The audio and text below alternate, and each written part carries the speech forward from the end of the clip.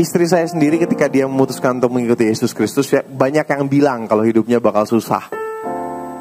Dan memang gak sedikit juga istri saya harus kehilangan beberapa pekerjaannya. Dan saya sendiri ketika kami berdua menikah, saya ada dalam satu kasus di mana saya dijadikan tersangka dan mau dipenjarakan. Sebelum lanjut, jangan lupa untuk subscribe channel ini. Terima kasih. Selamat datang di Sudut Pandang Kristen. Sudut pandang kali ini akan membahas tentang kesaksian dari seorang artis wanita, yaitu Asmiranda, dan suaminya Jonas Rivano.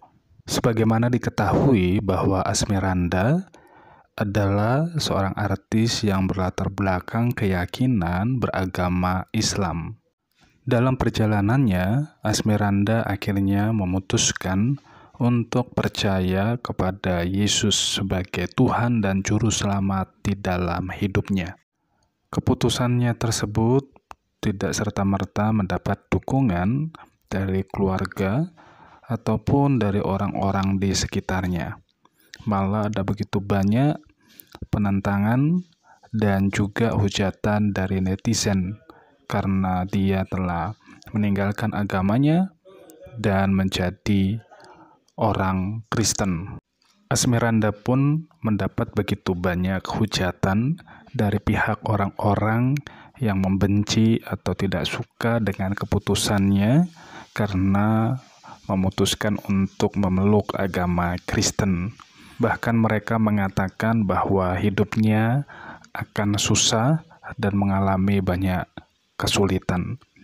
Benar saja, Asmiranda mengatakan bahwa ada beberapa pekerjaan yang pada akhirnya di-cancel karena dia menjadi orang Kristen.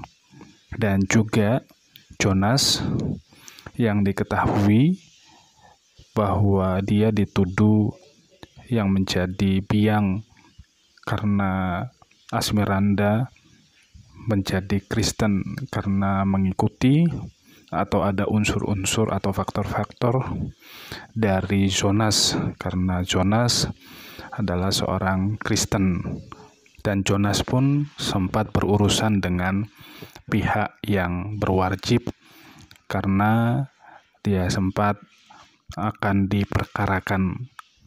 Tetapi puji Tuhan, Asmiranda dan juga Jonas bisa melewati semua tantangan demi tantangan atas komitmen mereka untuk menjalin hubungan ke jenjang yang lebih tinggi lagi, yaitu mereka masuk di dalam pernikahan kudus dan mereka pun telah diberkati.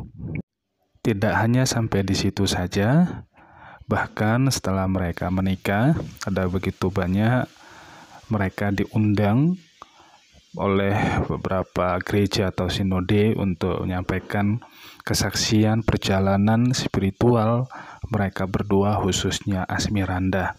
Pernah satu kali mereka mendapat teror bahwa ada pihak-pihak yang ingin membunuh Asmiranda karena dia telah mengkhianati agama sebelumnya dan menjadi orang Kristen. Dengan demikian, kalau Asmiranda dibunuh, maka darahnya halal. Dalam satu pernikahan yang kudus, kami dihadapi masalah di depan, di mana istri saya sendiri ketika dia memutuskan untuk mengikuti Yesus Kristus, ya, banyak yang bilang kalau hidupnya bakal susah. Dan memang gak sedikit juga istri saya harus kehilangan beberapa pekerjaannya. Dan saya sendiri ketika kami berdua menikah, saya ada dalam satu kasus di mana saya dijadikan tersangka dan mau dipenjarakan. Tapi bukan itu yang mau kami ceritakan pada pagi hari ini. Apa yang kami mau bilang, kami cuma mau bilang, puji Tuhan untuk setiap masalah yang Tuhan izinkan terjadi dalam kehidupan kami. Kenapa puji Tuhan? Karena akhirnya melalui masalah-masalah itu, kami jadi mengerti betul. Kami jadi tahu. Tahu apa? Kami jadi tahu kalau kami ternyata berbeda dengan orang-orang duniawi. Kami berbeda dengan orang-orang yang mungkin ada di luar sana. Apa yang membedakan kami? Kami yakin betul, kami punya roh Allah dalam kehidupan kami. Kami punya roh kudus dalam kehidupan kami. Roh Kudus ajarkan kami untuk gak usah khawatir, untuk gak usah takut. Dan kalau kami boleh sedikit kesaksian, mungkin kesaksian kami tentang pelayanan kami, puji Tuhan, sudah 2,5 tahun, hampir 3 tahun ini kami berdua boleh dipakai Tuhan untuk melayani Tuhan. Kami boleh melayani Tuhan, memberikan kesaksian dan pujian dari Sabang sampai Merauke, bahkan sampai ke luar negeri. Dan ceritanya saat itu kami diundang untuk jadi bintang tamu, untuk bawakan pujian di acara rally KKR 3 hari berturut-turut di 3 tempat yang berbeda-beda juga. Nah, saat kami masih di salah satu daerah di Indonesia ini, dan saat kami tiba di sana, kami turun dari pesawat, kami dijemput sama gembala dan panitia yang dari sana.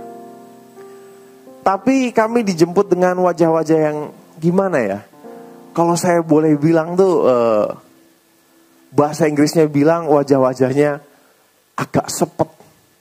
Iya, sampai saya ngomong sama istri saya, aduh sayang, kita salah apa nih sayang? Kok kita dijemput tapi mukanya kayak gini?